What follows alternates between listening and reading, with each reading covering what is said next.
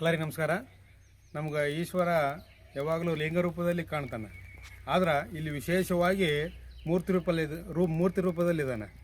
ಅದು ಎಲ್ಲೈತೆ ಅಂತ ನೋಡಂಬರಿ.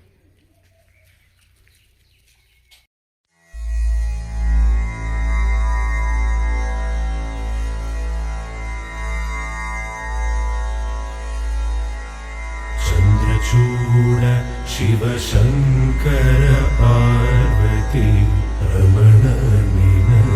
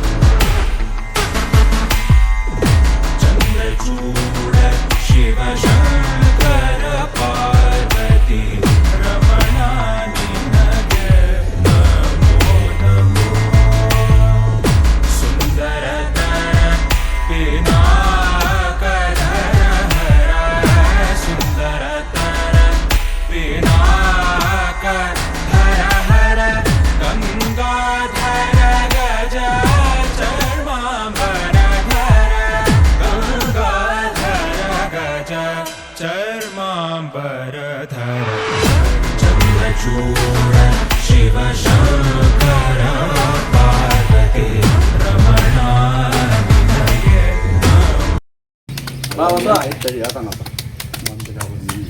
ವಸಂತ್ ಅವರೇ, ಈ ದೇವಸ್ಥಾನದ ವಿಶೇಷವನ್ನು ಹೇಳ್ರಿ.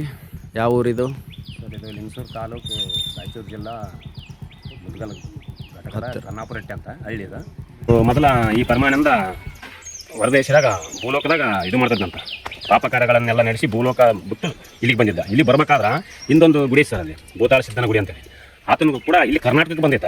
ಕರ್ನಾಟಕಕ್ಕೆ ಬಂದು ಭೀಮಾ ನದಿ ದಂಡಿ ಮೇಲೆ ಒಬ್ಬ ಕುರುಡ ಬರ್ತದಂತ. ಆ ಕುರುಡನ್ನು ದಾಟಿಸ್ಬೇಕಂತಂದ್ರೆ ಕಂಬಳಿ ಹಾಸಿ ನದಿ ದಾಟಿ ಭೀಮಾ ನದಿ ದಂಡಿಗೆ ಬಂದ ಆಮೇಲೆ ಅಲ್ಲೇ ದಿಲ್ಲಿಗೆ ಸಂಚಾರ ಮಾಡ್ಕೊಂತ ಹೆಬ್ಬಳ್ಳ ಗ್ರಾಮಕ್ಕೆ ಬಂದ ಸರ್. ಹೆಬ್ಬಳ್ಳ ಗ್ರಾಮದಿಂದ ಭೀಮಾ ನದಿ ದಂಡಿ ಬಂದು ಕಂಬಳಿ ನಾವಿಕರ ನೋಡಿ ಕರೆದು ಆಮೇಲೆ ಸಂಚಾರ ಮಾಡುತ್ತಾ ಈ ಕನ್ನಪೇಟೆ ಗ್ರಾಮಕ್ಕೆ ಬಂದಿರುತ್ತೆ. ಆಮೇಲೆ ಇಲ್ಲೊಂದು ಅದನ್ನ ಪಾರ್ಗಟ್ಟೆ ಐತ್ರಿ, ಅಲ್ಲೊಂದು ಪಾರ್ಗಟ್ಟೆ ಐತೆ.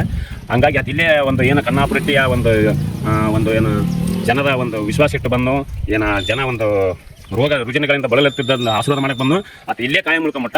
ಜನ ಯಾವ್ಯಾವ ಥರ ಮನಸ್ಸು ಮಾಡ್ತೈತಿ ಅದೇ ಥರನ ಆತ